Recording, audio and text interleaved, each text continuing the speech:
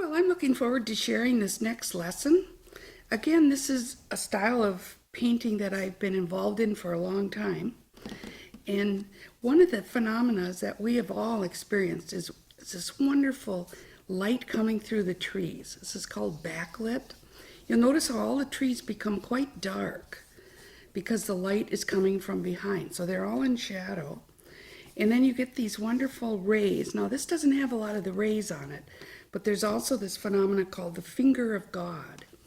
And what happens is the rays peek through the woods. It's very cool. Here's an example of the deep woods in the fall. This happens to be down at our Memorial Park right here in Washburn in the fall. This is one of the little bridges. This is a camping area over here. I was just noticing I've got a little snow that got flicked on here. It's like, what's that doing on there? But you can see how much fun I had. Some trees are dark, some trees are light. I've got the extreme light focus coming in with a few rays from the finger of God coming through. This is one of the things I'm going to share in this lesson. This is the subject we're going to be doing today, and I tried to pick a variety of trees. As you can see, my subject, there were a number of birch trees and a variety of sizes of trees.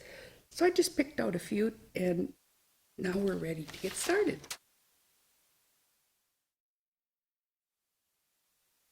Okay, now, when I look at this photograph, can you see how all these dark patterns are down here?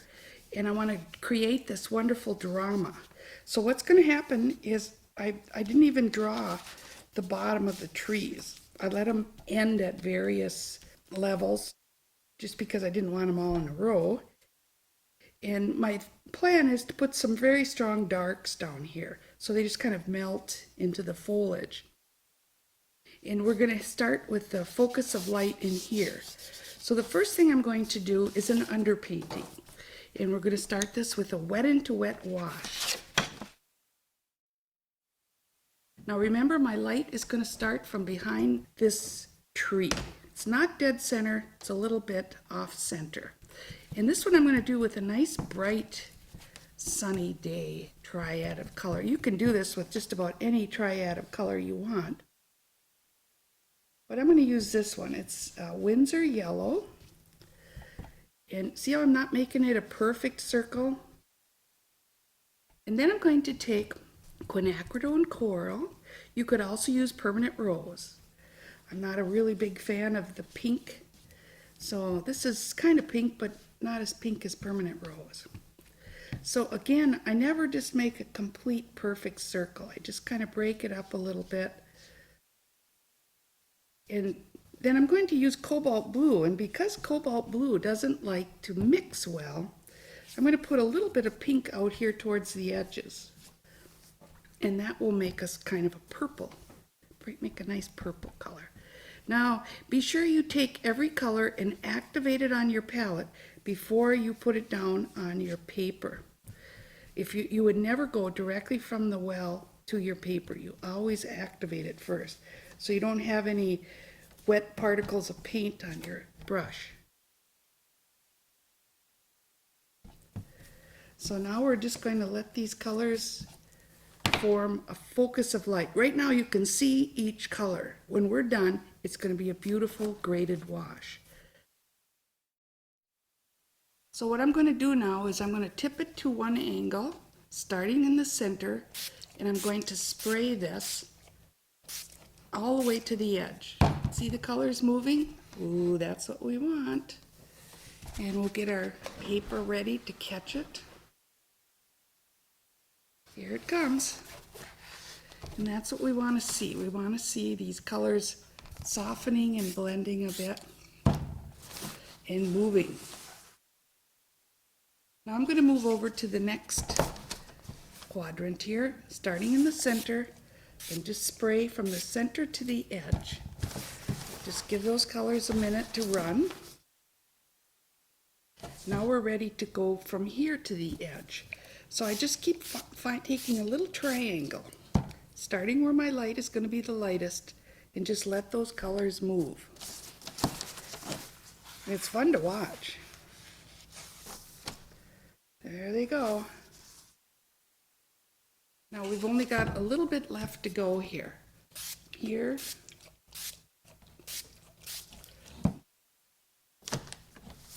And now we're getting the beautiful graded wash. Now, if you want to, you can leave it with those colors, but see, I really like to get this smooth graded wash. And it's so easy to accomplish that. And we're almost done. So now you can see the beautiful graded wash. And later we're literally going to put this under running water and scrub out where the light is coming through the tree. Now, if you want to, you can lift away some of this extra color. But you know, you really don't have to, because they're really in shadow. But I usually treat them like they're not in shadow. So I might just lift away a little bit of this color, especially on the birch trees. And the other trees are all dark, so we don't have to worry about them. So I just have those two birch trees, and I lifted out enough color to be satisfied. So now all we have to do is wait for this to dry, and then I'm going to come in and show you how to build up those patterns of foliage. Well, this is exciting. Now you can see the wonderful focus of light after it's dried. Isn't that gorgeous? And this beautiful warm to cool, warm to cool. That whole thing is going to be with us now till the end of the painting. And it's going to help to enhance this whole focus of light that we're trying to create coming out from behind the trees. So now the next thing we're going to do, we're going to work on dry paper. We're going to work with a oriental brush. Now this is a very inexpensive brush that I use. It's a actually squirrel hair brush. So it's ideal to have a natural fiber. So you might try your sable brushes, and you might try some ox hair.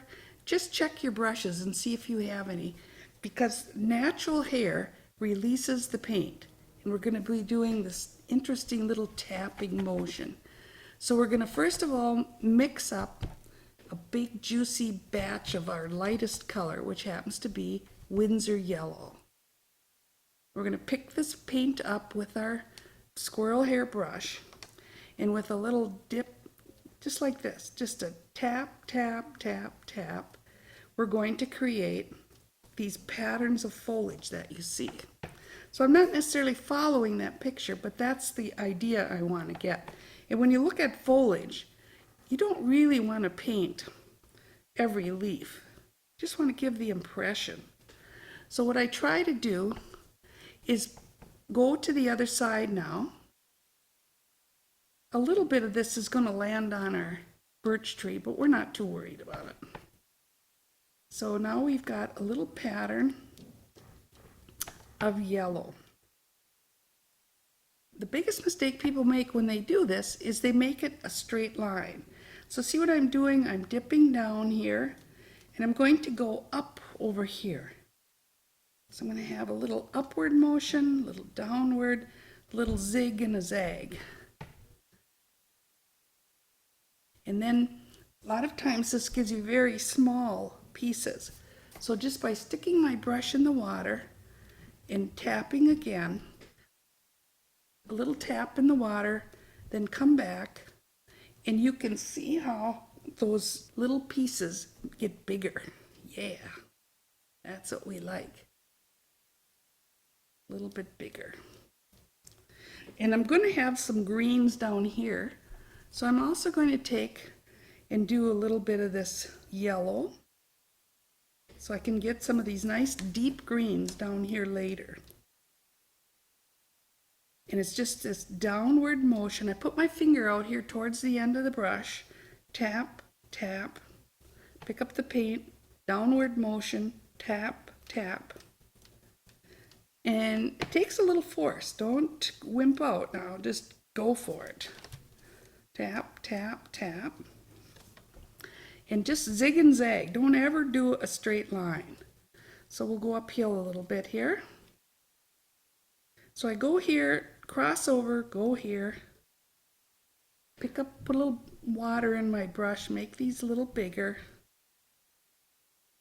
Okay, now let's go just a little bit up here. Yellow is the most popular color because that's how we make the greens. So if we do just a little bit of yellow up here, that'll be good too. Kind of dancing around. See, this is all just dancing around. It's a lot of fun. Now the next color we're going to use is quinacridone gold. This is another yellow, but it's so dark. Very seldom do you have a dark yellow, so I love this. And what did I do before we had quinacridone gold? Oh my gosh. So now I'm just going to pop this in right next to the other yellow. And down here we're going to throw it in with the other yellow, because there's always different values of yellow leaves. Some are darker than others. So we'll do it down here too. In fact, I'm going to make a lot darker greens down here. So I'm actually going to put some more dark gold down here. And we're going to make all of this just with pure color and then come back later and add the darker colors right into them. Now because this is a fall scene, I'm going to go into some really bright oranges. And the brightest orange on my palette is Scarlet Lake. Let her rip. Oh, this is so beautiful. So let's just come in here, do a little Scarlet Lake. We'll stop on this side and pick it up on this side. If a little goes on the tree, we don't care. How cool is this? And then now we just have one color of orange. So what we could do is just bump into a little quinacridone burnt orange.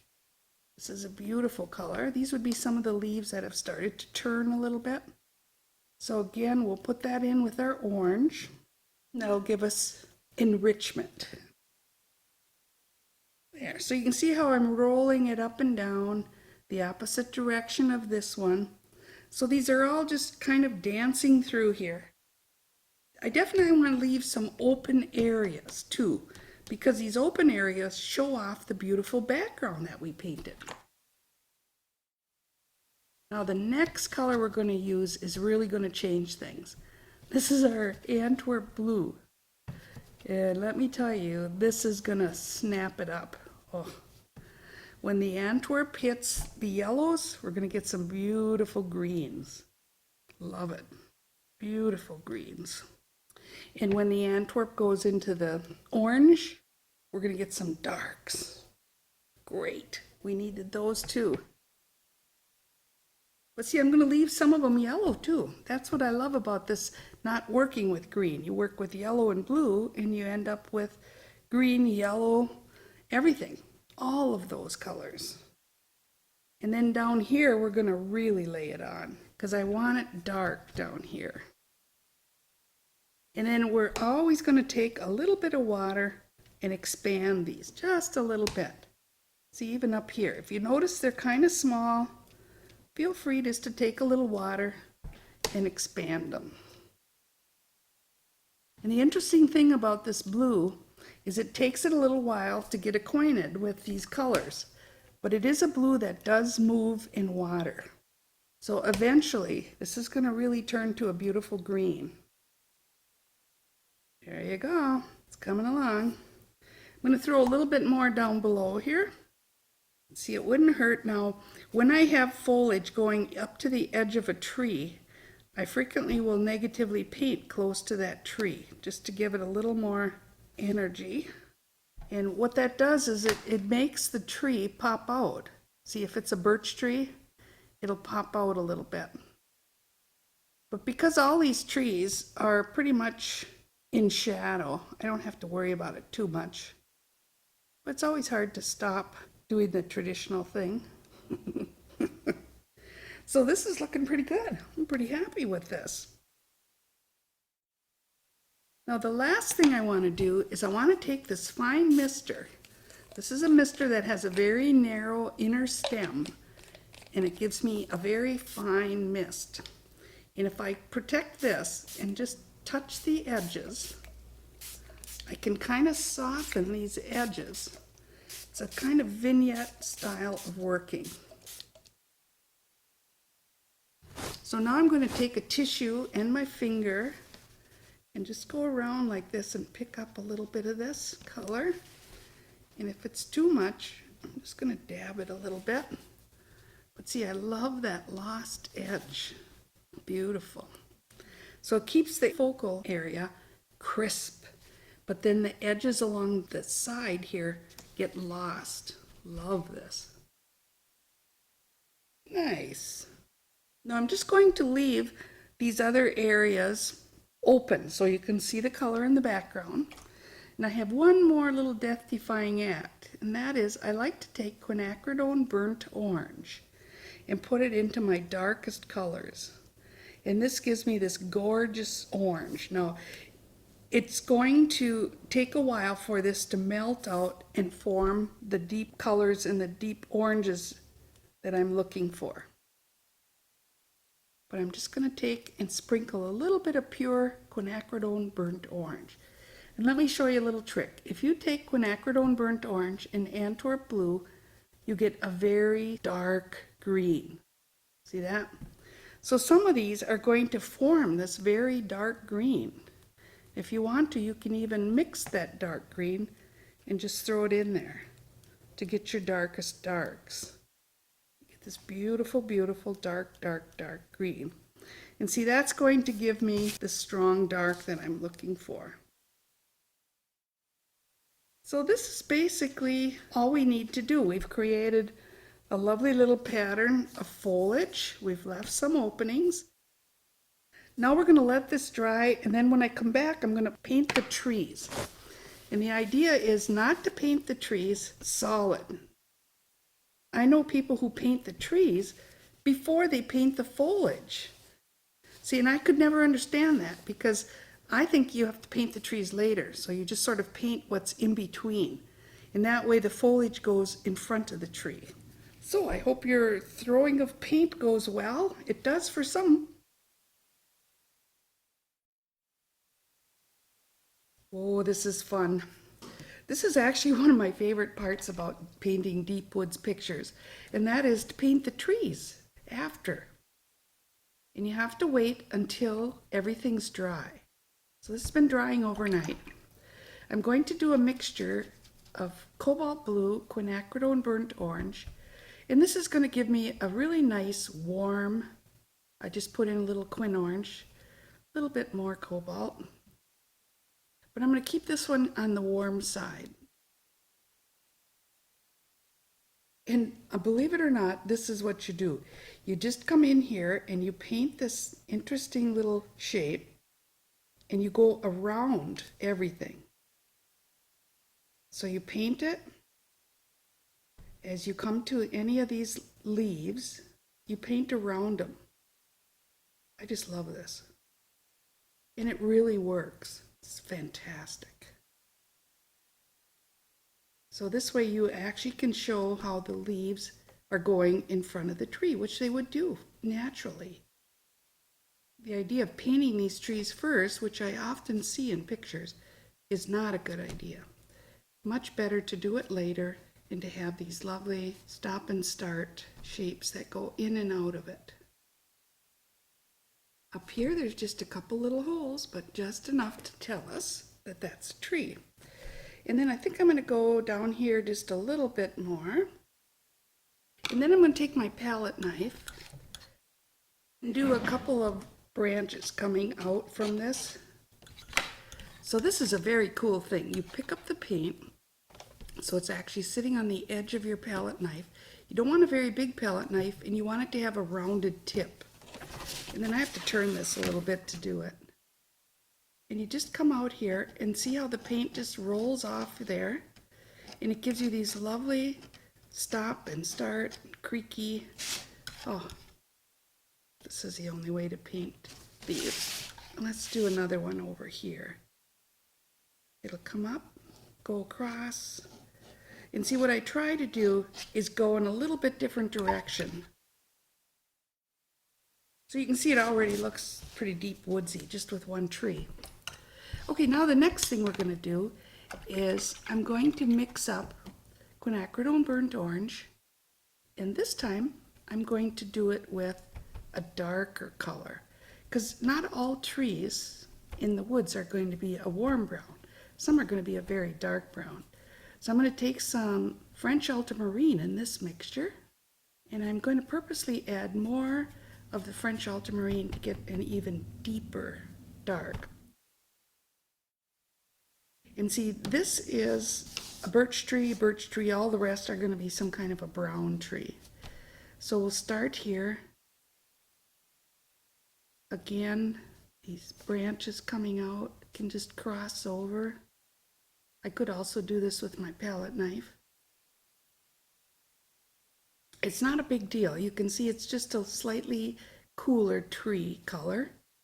But I don't know, it makes a difference to me. I love to see this variety. So this is pretty open here. I'm actually pleased with this pattern of foliage, because sometimes I get too much and I like to have some of it open. See, now we're just going to come in here and paint a few of these little shapes that are down at the bottom. So we're almost to the top. Looks good. Oh, this is fun. This is a relatively easy lesson. I think it's something you could share with somebody who wants to start painting. And if they're a person who loves nature, they're certainly going to like painting a subject like trees in the fall. Now I'm going to wash my brush out good, pick up some of this paint with my palette knife, and again I'm going to make a few of these lovely branches coming out. And especially when you have a nice open spot like this. This is very cool. And every time you cross over other trees, or in this case, I'm going to go behind this tree, that helps give a feeling of depth. That means this tree is in front of this tree. Then if you want to, you can even do this. You can scrape through and create some of the bark on the tree.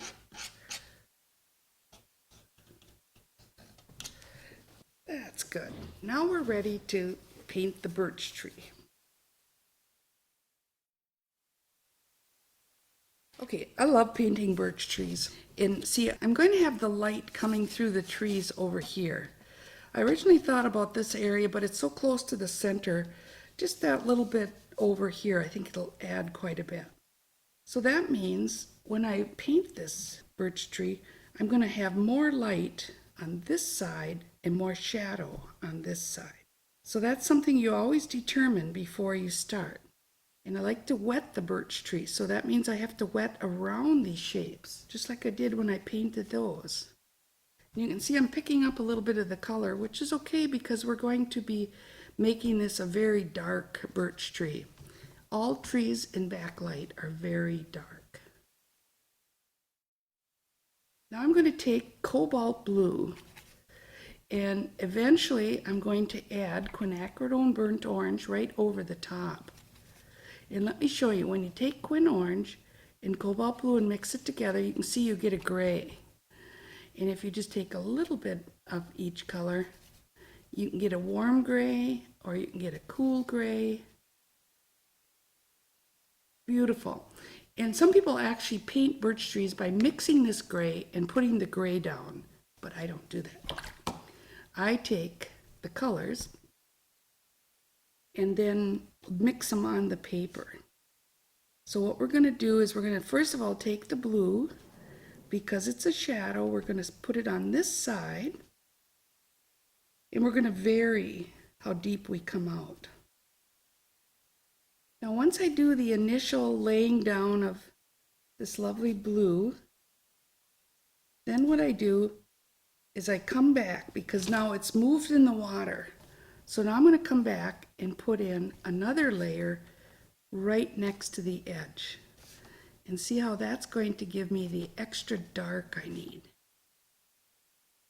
Okay, now we're going to start with our pure quinacridone burnt orange. And we're going to put it right on top of this. So when I put it right on top, what I get is a blended color. And I just put it here and there. I don't try to cover it exactly. In fact, I try to leave some blue in some areas that are just orange and other areas that will be blended. Very cool. Now the next thing I'm going to do is I'm going to mix up a dark scar, and I'm going to take some French ultramarine blue and some quin orange, and I'm going to make this dark scar color. Now I'm going to take my palette knife. Well, my poor palette knife's been around the world a few times. I try not to dig out any paint or open any covers or anything with it, but it's getting a little bent and it's getting a little rusted. So look at this, ta-da! So now what I'm going to do is show you just the most incredible trick. I'm going to take and scrape this just like real bark. Really, a birch tree really needs a palette knife, just the perfect size like this. What you have to realize is it's not very big, it's got a flexible tip, and it's rounded. It's wonderful. And see how I'm pushing it into these little dark shapes? That's also important. This dark mixture I did is going to be the scar. So I'm going to pick this color up and put this in as the dark scar. And there's just a few of those. One of the problems people have is they put the scars in exactly the same intervals. So you can have some scars close to each other and then no scars and then more scars. So try to give it a nice variety. The other thing I try to do is I try to keep it a little bit lighter when the foliage is behind it like this. And then I purposely go a little darker when I'm in an open area. So right here now, I'm going to put a little bit of dark on the other side of the tree. Pull that across. And see, because the bark actually rolls out, the sides of the tree aren't smooth. So there you go. A very dark birch tree, but it still says birch tree. And a really dark one that I did with French ultramarine blue and quinacridone burnt orange. And a lighter brown, warmer brown that I did with quinacridone burnt orange and cobalt blue. So off camera now, I'm going to finish painting. I have a second birch tree and quite a few other little trees. And then when we come back, I'm going to show you how to put the focus of light, this wonderful light coming through the back. So we'll do the backlit when I come back.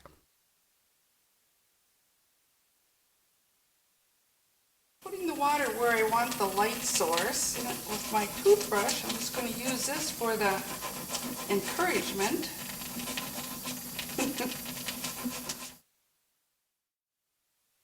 Now I'm just going to take a tissue, wipe it off, and if I want to do a little extra scrubbing real close to it, I can. Okay, now this has to be allowed to completely dry before we do the rest of the finger of God. So we'll just let this dry.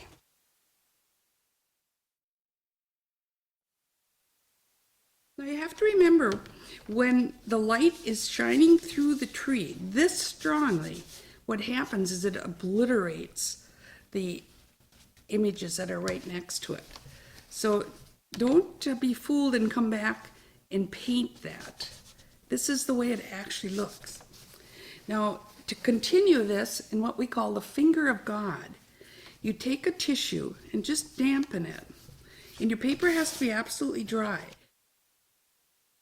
First of all, you can continue one of these, like I could take this ray out here and just see it's just lifting a little color. And I'm just going to give the feeling that the light is just continuing out here. Like, don't be tempted to do this with a Mr. Clean Magic eraser. You'll just do too much. I just take a little damp tissue, and this is all I do. Now, sometimes the light will be blocked, and then it'll pick up again. It'll come through, a piece of foliage, let's say. So that's what I'm going to pretend is happening here, that the light was blocked. And remember, it has to come from the source. So it has to go pretty straight up. Now the worst possible thing you could do would be to just go around and make it a perfect pinwheel. You need to use restraint. Believe me, it's hard to do. It's so much easier just to make a pinwheel. So really think about, how am I going to design this? Like, I like this one shorter, I like this one longer, I like this one broken. See, there's nothing here and then it starts. So I think what I'll do is a little narrow one, maybe right here, just kind of peeking through here. So see how quickly that is removed. So again, I'm going to re-wet this, put it in a clean area.